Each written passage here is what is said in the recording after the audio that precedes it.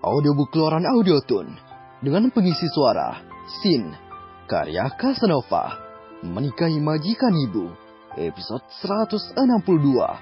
Cemburu tidak pada tempatnya. Bella sudah dipindahkan ke kamar perawatan.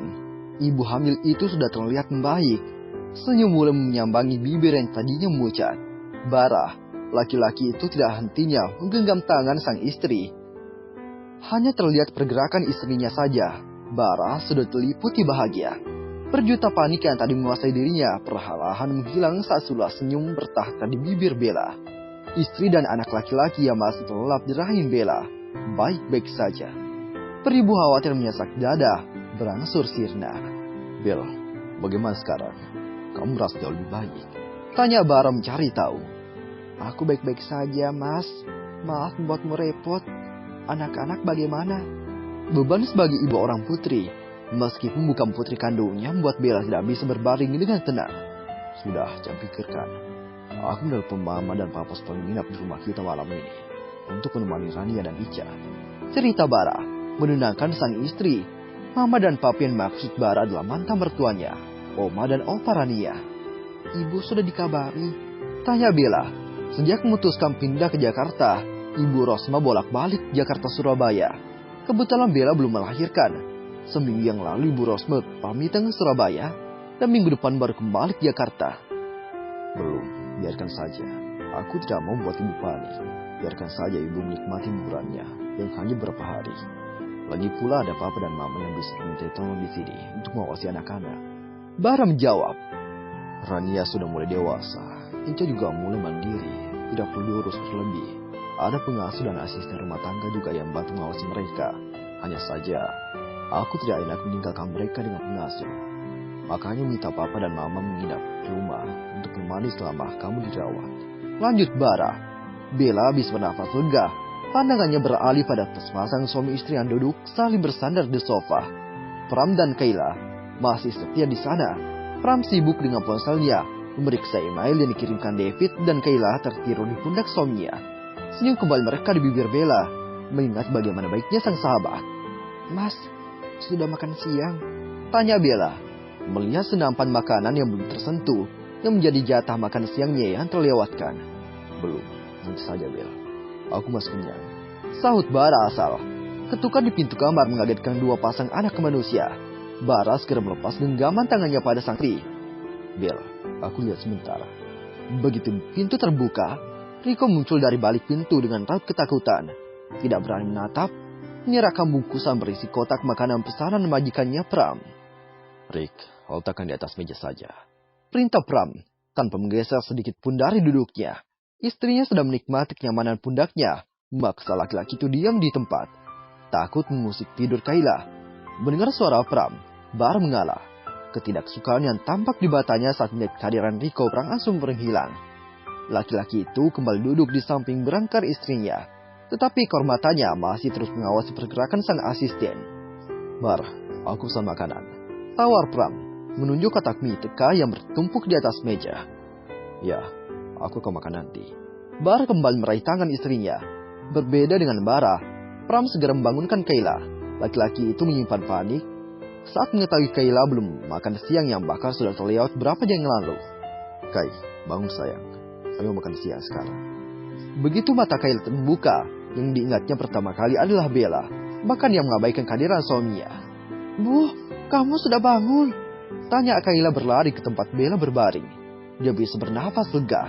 Sejak tadi ketiduran, jadi tidak tahu kalau sahabatnya sudah siuman. "Bu, aku suapin makan ya," tawar Kayla. Tanpa menunggu jawaban, gadis dengan rambut dikuncir kuda itu meraih sepiring nasi dan mengisinya lauk pauk. Mulai menyuapi Bella, sembari berdiri di samping sahabatnya itu. Sengaja tidak mau menatap Bara, khawatir akan kena semprot suami sahabatnya itu lagi. Pramas megang kotak mie berisi nasi tim ayam, ikut berjalan dekat. Laki-laki itu mengisi perutnya sembari berbagi dengan istrinya. Satu suap untuknya, satu suap untuk Kayla, begitu seterusnya. "Kamu belum makan dari tadi siang," ucap Pram, sembari menyodorkan sendok berisi nasi ayam itu ke mulut istrinya. Dan Bara, yang awalnya merutkan dahi, jadi malu sendiri saat melihat Kayla menyuapi istrinya Bella. Sedangkan Pram sibuk berbagi makanan siang dengan sekali menyuapi Kayla. Sudah Kai, aku saja. Laki-laki itu akhirnya meraih piring dari tangan Bella, berinisiatif untuk menyuapi Bella.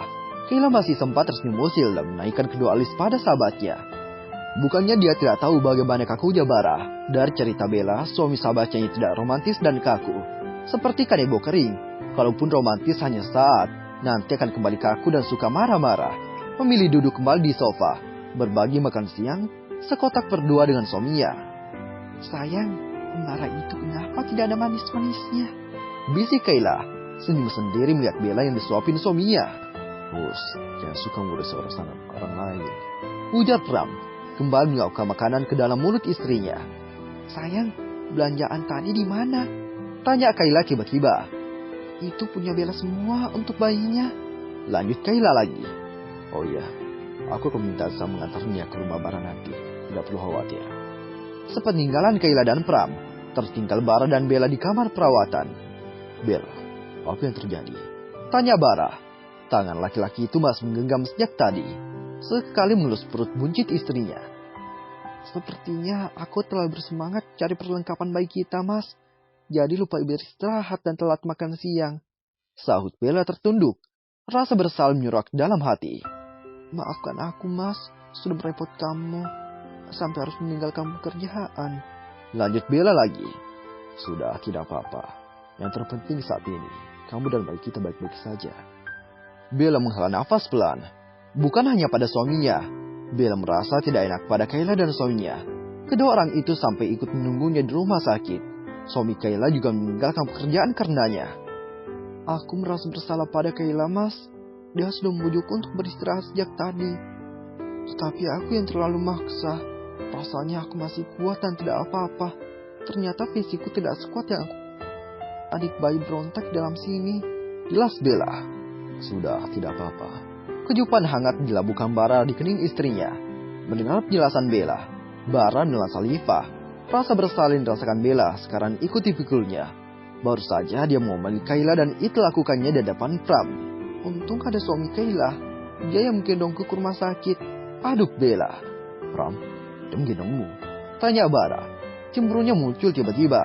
Meskipun itu Pram sahabatnya sendiri. Tetap saja Bara tidak rela kalau istrinya disentuh laki-laki lain. Ya, Om Pram yang menggendongku. Bella memperjelas. Cemburu buta membuat Bara sering lepas kontrol. Bahkan pada siapapun dan dalam kondisi apapun. Laki-laki itu bisa cemburu tidak pada tempatnya. Mas tidak terima. Masih bagus Om Pram menggendongku, bukan Kariko.